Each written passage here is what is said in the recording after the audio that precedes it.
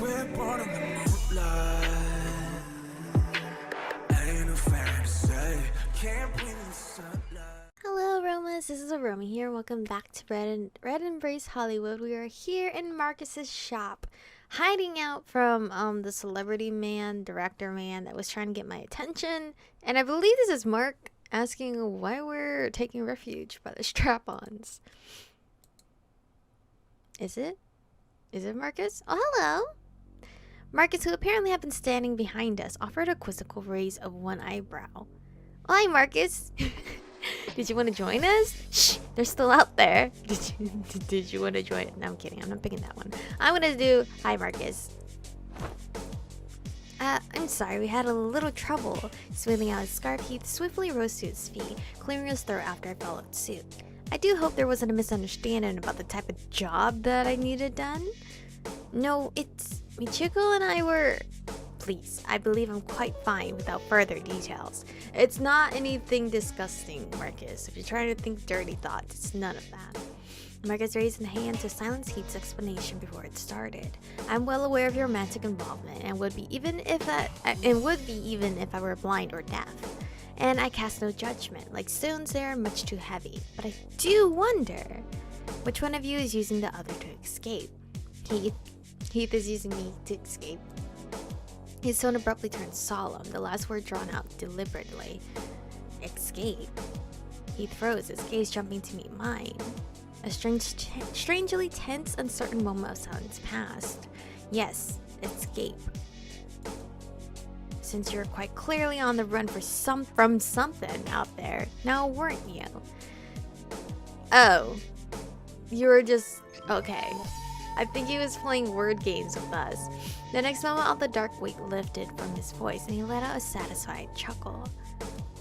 But he took that kind of seriously. Oh, don't sigh so wearily, little Polaroid.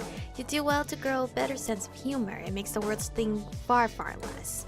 Marcus shook his... I was going to say shoved his head. Shook his head, obviously very tickled despite, or maybe because of Heath's displeasure. About this job, however. Allow me one moment, if you will. Okay. Still chortling to himself, Marcus held up a finger to us, then disappeared behind one of the shelves. I wish he wouldn't make fun of us like that. Heath huffed gently, muttering to me under his breath. But maybe it's just out of jealousy, because he doesn't have what you and I have. Heath, I think you're wording it very strongly, to be honest. Don't take what he says too seriously. Marcus doesn't really seem like the jealous type. What do you think he was implying? I don't think he's a jealous type, to be honest. I'm not sure what else it could be. He's never mocked me so much before. It seems like Marcus and Randall aren't a huge fan of Heath at all. But maybe you're right. He gave me a reassuring smile, lightly tracing a finger down his throat. Ah, here we are. Marcus called out to us again, emerging from behind the shelves. This is gonna be really awkward for me to like edit entirely. Holding 2 cans of red paint. One of my wallets is in dire need of repainting. Are you telling me this is our job? This time the silence was a baffled one. That would be your task for tonight, my friends.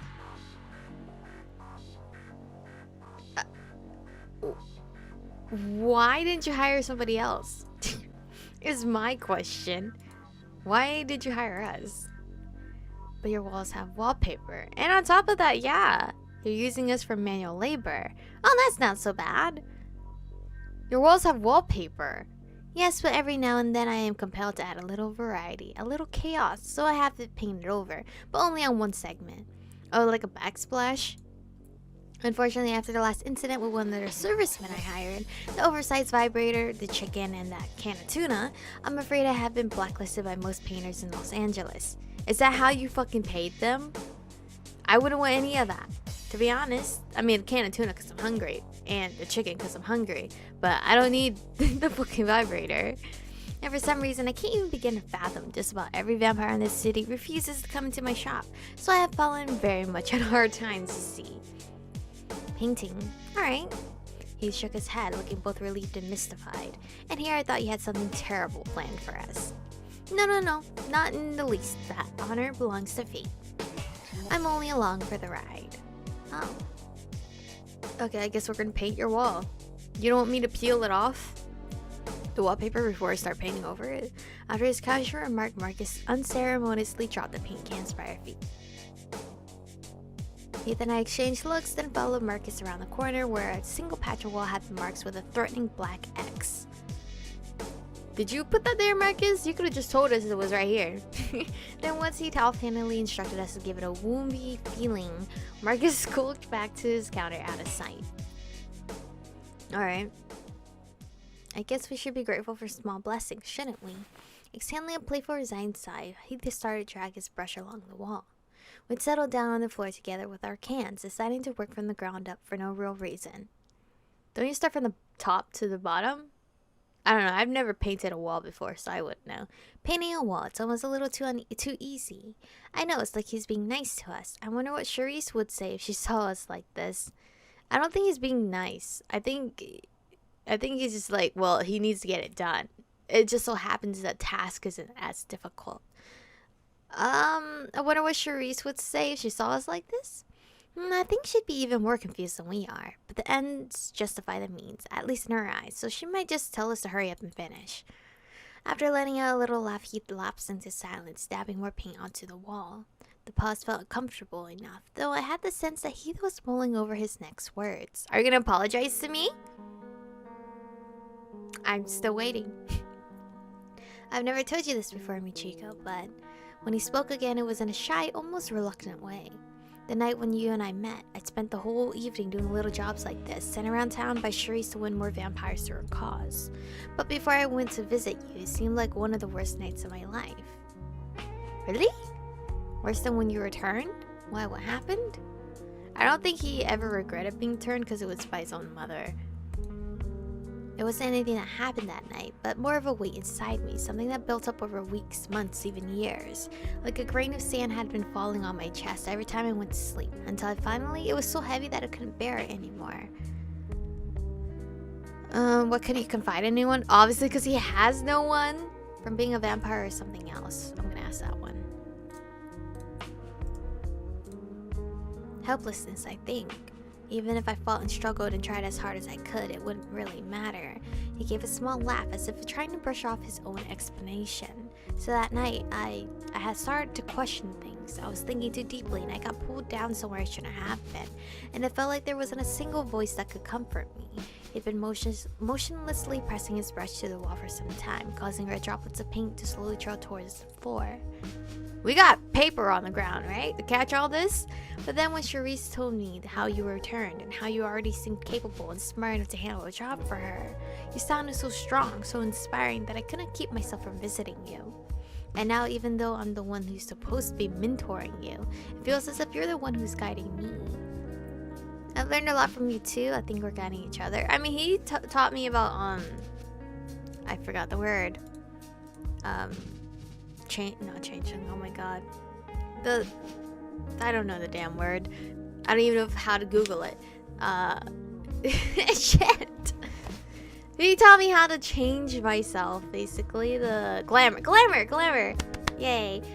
He taught me glamour. Paint a heart onto the wall. What the fuck? Am I everything you thought I'd be? You shouldn't rely on me to guide you. I've learned a lot from you too. I think we're guiding each other. But I feel like I'm teaching him more than me learning from him. I don't want to be rude, but should I be rude and be like, you shouldn't rely on me to guide you? Is that too rude? Because I don't want him to just depend on me to be like his everything. Because I don't want someone putting all their eggs into my basket. And then when I'm moving forward, and then I don't want them to think, oh, you don't need me anymore. And I spent my whole time with you. And now I'm being left behind. I don't want that feeling. I hate that feeling and I don't like that feeling. Like, you shouldn't rely on me to guide you. I'm sorry. I'm not relying on you. Are you sure? Are you sure? I'm just saying how much I enjoy our time together. All the strange wonderfulness of it. And being with you takes me somewhere I'd never dared to go before. Are you still gonna apologize for being high and confessing your feelings? I need you to confess it right now while you're like not high. Heath's reply was quietly confident, or at least sounded that way. Well, I'm gonna stick to that choice because I really want him to not depend on me so much.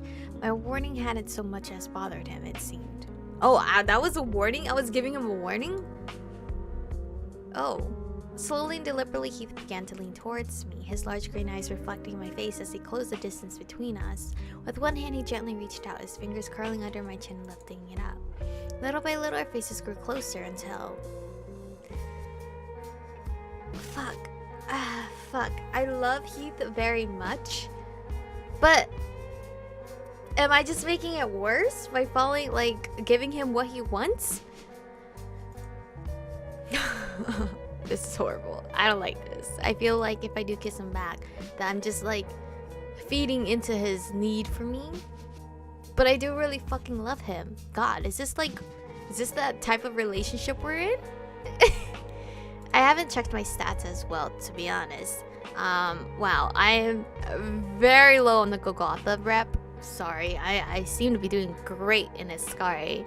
Mavar, I'm pretty up there. I'm very human-like. I'm determined. So I'm not reserved. And I'm diplomatic. I'm not outspoken. Seems pretty like me in real life. Yeah, seems pretty like me. I guess I really am an Ascari without knowing it. But fuck. I'll kiss him. But then I'm just shit, whatever. Our lips brushed together sweetly, almost chastely. Each kiss was soft and slow and hurried as his cool mouth met mine and again. I keep forgetting they're not warm. A loud noise suddenly rang through the shop. It sounded like someone had roughly shoved the door open and heavy boots plodded inside. We exchanged quick glances. Had someone followed us? Hey, Marcus. No, it's a customer. I mean, at the end of the day, it's still a store. Thanks for saying you'd see me tonight. I know you've got to be real busy with whatever the fuck it is you do here. That booming voice and the loud chuckle that followed. It had to be Randall. Well, we're sitting down, so he can't see us. Well, you seem quite eager to converse, and tonight was as good a night as any. Yeah, I guess Wait. The voices went silent for several seconds. We're not here. I'm not here. I'm not here. We're not alone here, are we? I'm not here. And what's the deal? I thought you said this shit would be private. There's no need to be so uneasy, Randall. If I intended to have spies or assassins lurking about, I assure you I would be far more subtle about it. Yeah, but have you perhaps forgotten the nature of my fine establishment? The presence you feel is nothing but a pair of dead lovers in the back room. Why considerate man that I am, I even locked them in there to stay until we're finished. Wait, what? We're locked in? Another long, uncertain silence. Were Randall's senses sharp enough to tell that we were still in an earshot? Jesus, you really are a crazy bastard. As Randall's loud laughter echoed from around the corner, Heath relaxed a little beside me. Alright, so about the deal. We're locked in? We're in a room that's lockable? I thought we were literally around the corner. You told Charisse about my offer was... What my offer was? Yeah, I did, yes. And? What'd you say?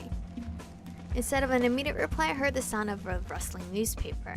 She said it could only end in disaster. These walls must be thin as shit. If you can hear them, or they're loud as fuck. Although I couldn't see it, I could somehow feel Randall's dejected stare. And when I glanced over towards Heath, he was staring silently at the ground by our feet, where stray drops of red paint were scattered everywhere.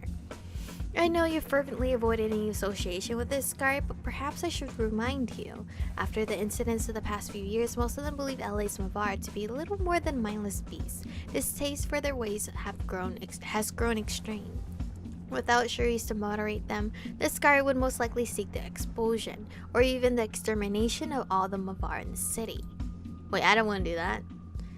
I know that. God damn it, but... Fuck. I don't know what you're talking about, dude. There was a dull thump like someone had just hit the wall. So, you're telling me there really isn't a chance? If she won't step down and the Scar hate all of our guts, then where does that leave us? Kicked out of LA, duh. Well, there's another leader capable of managing the tensions. Oh, I guess I'll go the guy. I'd tear my fucking guts out before I saw Andre. Andre? Leading the city. Yeah, fuck his fucking, dictatorship.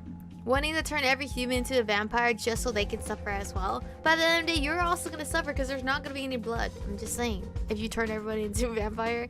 Suddenly Randall's voice began to tremble with pure venom. The only throne that motherfucker deserves is in hell. Yet the other Mavar seemed to merely fear him, not hate him. They would sooner accept a Golgotha than an Iskari. Which is fucked up, because I feel like the Iskari people are way nicer than the Golgotha. It's not a fucking option, Marcus. After he hissed out those last words, Randall took a deep breath, exhaling it in the slow, careful way of someone trying to calm themselves down. And this is where I'm going to stop for today. But I'm glad we actually finally got to look at my, Damn, did I save that much? Finally got to look at my stats of where I am and everything. You guys should definitely tell me what happened, like, to your stats at the end of the game, or currently, if you remember what it is currently in this section of the game. Cause that's pretty cool. I'm not vampiric. I'm never gonna suck someone's blood, alright? I'm just gonna drink from the blood packet, as like disgusting as it tastes compared to like drinking it straight up from a human. I'm not gonna do that to anybody, alright? Maybe in the next route I'll be like, fuck it, and try to do the vampire more route. But in this route, I would stick true to me. So anyway, thank you guys for watching today's episode. Stay beautiful, and I'll see you guys in the next one.